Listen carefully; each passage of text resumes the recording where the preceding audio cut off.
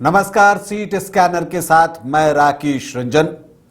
आज बिहार विधानसभा की जिस सीट को हम स्कैन करने जा रहे हैं वो बेगूसराय जिले की सीट है और इस सीट पर भूमिहार वोटर्स की संख्या सर्वाधिक है, मतलब कि भूमिहार बहुल इलाका है ये। यहां पर अगर हम देखें कि क्या कुछ हुआ है वो हम आपको बताएंगे, लेकिन पहले बता दें कि आज हम जिस विधानसभा सीट को स्कैन कर रहे हैं उसका नाम है मटिहानी विधानसभा क्षेत्र। मटिहानी विधानसभा क्षेत्र जो है, यहां पर पहला चुनाव 1977 में हुआ था और सीताराम मिश्र मटिहानी के पहले विधायक हैं। अगर आप यहां पर देखें तो आपको दिखेगा कि यहां वामपंथ का एक प्रभाव दिखा है और साथ ही सोशलिस्ट पार्टियां भी यहां पर एक मुकाबला करते हुए दिखी हैं। कांग्रेस को भी कुछ एक जीत मिले हैं तो निर्दलीय भी सफल रहे, तो एक मिला जुला परिणाम आप देखते हैं। लेकिन सर्वाधिक जीत की हम बात करें तो वो लेफ्ट को ही मिला है। सीपीआई यहां से 5 बार चुनाव जीतने में सफल रहा है। कुल अगर हम देखें तो अब तक 12 चुनाव मटिहानी में हुए हैं, जिसमें सीपीआई को 5, जेडीयू को 3, कांग्रेस को 2 और निर्दलीय भी 2 बार यहां से चुनाव जीते हैं। नरेंद्र कुमार सिंह यानी कि बोगा सिंह यहां से सर्वाधिक 4 बार चुनाव जीतने में सफल रहे हैं बोगो सिंह, और राजेंद्र राजन जो हैं वो इस सीट को 3 बार निकालने में कामयाब हुए हैं।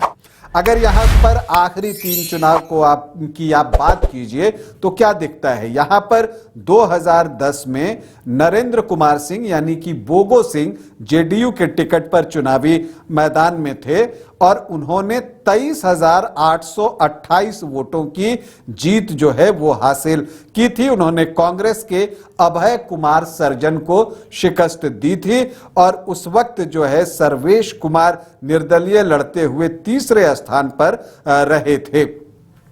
फिर 2015 का चुनाव आता है, उस वक्त महागठबंधन बन चुका था, जेडीयू आरजेडी कांग्रेस एक साथ चुनाव लड़ रही थी, तो इसीलिए ये सीट जो है फिर से जेडीयू को दी गई क्योंकि उसकी सिटिंग सीट थी और सिटिंग सीट पर सिटिंग एमएलए को ही जेडीयू ने चुनावी मैदान में उतारा, मतलब कि नरेंद्र कुमार सिंह उर्फ बोगो सिंह एक बार फिर से प्रत्याशी बनाए गए। बोगो सिंह ने पार्टी के फैसले को बिल्कुल सही साबित किया और 22,688 वोटों से जीत हासिल की। उन्होंने बीजेपी के सर्वेश कुमार को शिकस्त दी। सीपीआई की शोभा देवी यहां पीछे छूट गई 6% वोटों के साथ। फिर 2020 आता है, बोगो सिंह एक बार फिर से चुनावी मैदान में थे। वो जीत का पंजा खोलना चाहते थे, लेकिन उनके रास्ते में जो है एलजेपी दीवार बनकर खड़ा हो गया और यहां पर एलजेपी ने प्रत्याशी बनाया राजकुमार सिंह को। और राजकुमार सिंह नरेंद्र कुमार सिंह यानी बोगो सिंह और सीपीआईएम के राजेंद्र प्रसाद सिंह के बीच एक कांटे का मुकाबला हुआ, त्रिकोणीय मुकाबला था ये, और बिल्कुल धड़कने रोक देने वाला यह मुकाबला था। और दिलचस्प यह था किसको कितने प्रतिशत वोट आए, सभी 29% के ब्रैकेट में हैं। 29.5% वोट नरेंद्र कुमार सिंह यानी बोगो सिंह को, राजेंद्र प्रसाद सिंह सीपीआईएम प्रत्याशी उनको 29.3% वोट और एलजेपी के राजकुमार सिंह को 29.61% वोट। तो लगभग 0.11% वोट के मार्जिन से जो है यहां पर राजकुमार सिंह चुनाव जीतते हैं। एलजेपी के टिकट पर सिर्फ 333 वोट से उनकी जीत होती है। तो एक कांटे का मुकाबला था, लेकिन इसके बाद और भी बहुत कुछ हुआ। एलजेपी से जीते राजकुमार सिंह जेडीयू में शामिल हो गए। एलजेपी को 2020 में एक ही सीट पर सफलता मिली थी और वो सीट मटिहानी की ही सीट थी और उनके एकमात्र विधायक थे राजकुमार सिंह चुनाव जीतने के वक्त, और फिर बाद में वो भी जेडीयू में शामिल हो गए और विधानसभा में 2020 में एलजेपी का प्रतिनिधित्व 0 पर आ गया। अब इस बार क्या होगा इस पर बहुत चर्चा है, क्योंकि अब राजकुमार सिंह जेडीयू में शामिल हो गए हैं, तो बोगो सिंह के लिए रास्ता जो है वो बंद हो गया। और यही वजह है कि राजकुमार सिंह के जेडीयू में शामिल होते ही उन्होंने जेडीयू से दूरी बना ली। लेकिन आप ऐसा न सोचे कि वो इस बार चुनाव नहीं लड़ेंगे, वो चुनाव लड़ेंगे।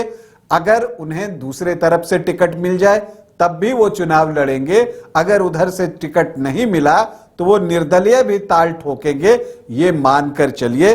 तो यहां पर नरेंद्र कुमार सिंह यानी बोगो सिंह जो है प्रत्याशी बनेंगे, राजकुमार सिंह भी प्रत्याशी होंगे। तो अब इन दोनों के बीच आमने सामने का मुकाबला होगा या फिर सीपीआईएम की ये सीट है तो यहां पर जो है मार्क्सवादी कम्युनिस्ट पार्टी भी अपना कैंडिडेट देगी। तो एक ट्रायंगुलर फाइट फिर से हमें देखने को मटिहानी में मिल सकता है। लेकिन इससे पहले कि हम देखें कि किसका पलड़ा भारी रह सकता है, हम यहाँ जातीय समीकरण भी देख लेते हैं। यहाँ का जातीय समीकरण क्या बताता है? यहाँ पर अनुसूचित जाति के वोटर्स जो हैं वो लगभग 12.5% हैं, 12.37%। मुस्लिम वोटर्स 12.3% और यादव वोटर्स 6.5 से 7%। तो लगभग 19-20% का MY कॉम्बिनेशन जो है वो बनता है। लेकिन ये इतना नहीं है कि आपको जीत दिला दे। यही वजह है कि इस सीट से आरजेडी बहुत लड़ने को इच्छुक नहीं रहता और उसने जो है ये सीट मार्क्सवादी कम्युनिस्ट पार्टी को लड़ने के लिए पिछली बार गठबंधन में दिया था। और इस बार भी ऐसा दिखता है कि गठबंधन का ही कोई सहयोगी यहां से महागठबंधन के बैनर तले चुनाव लड़ेगा। अब यहां पर आप ये भी देखें कि राजपूत 2 से 2.5% हैं। राजपूतों की संख्या बहुत ज्यादा नहीं है लेकिन भूमिहार हैं। मटिहानी में हर चौथा वोटर भूमिहार जाति से ही आता है। 25 से 27% के आसपास जो है भूमिहार जाति के वोटर्स यहां पर हैं। ब्राह्मण 4 से 4.5% हैं।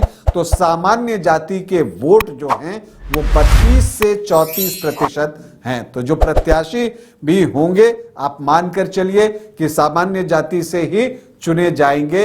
इस बात का ख्याल सभी दल रखेंगे। चूंकि वो जैसे आपको जातीय समीकरण हम बताते हैं उन्हें पहले से पता होता है तो वो उसी तरह से अपने प्रत्याशी गुणा जोड़ घटाव भागा करके ही चुनते हैं। कुशवाहा यहाँ 2.5 से 3% है, कुर्मी 7 से 8%। तो 10 से 11% का आंकड़ा कुर्मी कुशवाहा का भी बनता है और वैश्य भी यहाँ अच्छी संख्या में है 10 से 11%। तो यहां पर वो बात दिखती है कि जो एनडीए फोल्डर में जातियां आमतौर पर रहती हैं उनके वोटों की संख्या ज्यादा है। लेकिन चूंकि प्रत्याशी भी इन्हीं जातियों के फोल्डर में से महागठबंधन भी ढूंढेगा तो उन वोटों में बंटवारा तय है। और ऐसे भी जब ट्रायंगुलर फाइट होती हैं तो वोट पूरी तरह से बट जाते हैं क्योंकि तीनों कैंडिडेट स्ट्रांग होंगे। चूंकि एक एनडीए से कैंडिडेट होंगे राजकुमार सिंह, अब इसके अलावा महागठबंधन से एक प्रत्याशी होंगे आपको कम्युनिस्ट पार्टी से, और फिर बोगो सिंह होंगे। अगर बोगो सिंह महागठबंधन के प्रत्याशी बन जाएं और आमने सामने की लड़ाई हो जाए तब बहुत दिलचस्प हो जाएगा मटिहानी का चुनाव। तो क्या ऐसा होगा या मुकाबला त्रिकोणीय ही होगा? इसके लिए हमें इंतजार करना होगा। जब प्रत्याशियों के नाम की घोषणा होगी तो सब कुछ साफ हो जाएगा। तो अभी के लिए इतना ही, इजाजत दें, नमस्कार।